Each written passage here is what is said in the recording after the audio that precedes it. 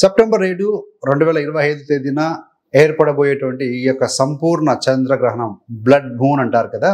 So ఈ యొక్క గ్రహణ ప్రభావం ఏ విధంగా ఉండబోతుంది?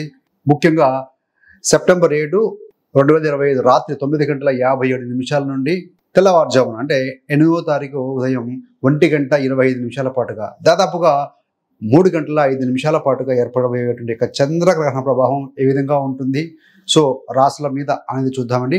ముఖ్యంగా ఈ యొక్క గ్రహణం అనేది శతభిష నక్షత్రం, చంద్రుడు శతభిష నక్షత్రం మీద పయనం చేస్తాడు. కానీ జరిగేదంతా కూడా ఎక్కువగా గ్రహణ ప్రభావం పూర్వభద్ర మీద అధికంగా ఉంటుందండి.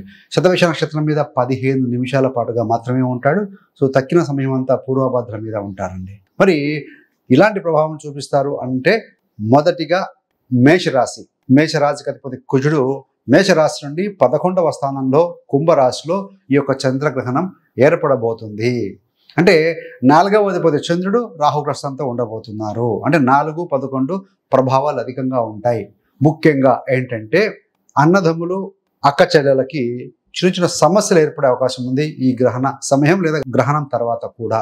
అదేవిధంగా 11వ స్థానం అంటే లాభాలు, పెట్టుబడులు, పోషణ లాభాలు కాబట్టి పెట్టుబడులు పెట్టే విషయంలో బాగా ఆచితూచి నిర్ణయాలు తీసుకోవాలండి. ముఖ్యమైన పెట్టుబడులు పెట్టడానికి ఇది సరైన సమయం కాదు అని భావించాలి. ఎందుకనంటే చంద్రుడు మనఃకారకుడు, ప్రభావితం అవుతున్నాడు రాహు చేత. రాహుగ్రత చంద్రగ్రహం కదా. సో కాబట్టి ఏంటంటే తప్పుడు నిర్ణయాలు తీసుకునే అవకాశం ఉంటుంది కాబట్టి you have to be very very careful. అదేవిధంగా 11వ స్థానం నెట్వర్క్, ఫండ్స్ను కూడా ఇండికేట్ చేస్తుంది. పాత నెట్వర్క్, పాత ఫ్రెండ్స్, పాత మిత్రులను వదిలి కొత్త నెట్వర్క్ ఏర్పరచుకునే అవకాశం ఏర్పడుతుంది. మీ పెట్టుబడి మరియు పోర్ట్ఫోలియోలు ఏవైతే ఉంటాయి కదా, సో ఈ యొక్క స్టాక్ మార్కెట్ కావచ్చు, మ్యూచువల్ ఫండ్స్ కావచ్చు, మీ పెట్టుబడులు ఏదంటే ఆ పోర్ట్ఫోలియోలో మార్పులు చేర్పులు చేసుకోవడానికి అవకాశం కూడా మీకు వస్తుంది. అలా నిర్ణయాలు తీసుకుంటారు అని చెప్పవచ్చు. మరి సోషల్ మీడియాలో కూడా జాగ్రత్తగా మాట్లాడాలి, జాగ్రత్తగా ఉండాలి. ఎవరైతే కనుక సెలబ్రిటీస్ కానీ మీడియాలో ఉంటారో వాళ్ళు జాగ్రత్తగా ఉండాలి. చివరన మదర్ హెల్త్ కూడా 4వ స్థానం అంటే మదర్ కూడా అవుతారు కాబట్టి రాహుతో ఉంటున్నారు కాబట్టి అమ్మగారి ఆరోగ్య విషయంలో కూడా తగు జాగ్రత్తలు తీసుకోవాలి. అనీజీగా ఉంది, బాగాలేదు అనుకోండి, సో డాక్టర్ని సంప్రదించడం, టైంలీ మందులు వేసుకోవడం, ఇలాంటివన్నీ కూడా చిన్న రెమెడీస్ చేసుకోవాలి. ఆల్రెడీ మనము రెమెడీ పరంగా చూసినప్పుడు గతంలో ఒక వీడియో కూడా చేసాం నిన్న. సో ఆ వీడియో యొక్క కూడా రిలీజ్ చేయడం జరుగుతుంది. అందులో రెమెడీస్ అన్ని పొందుపరచడం జరిగిందండి.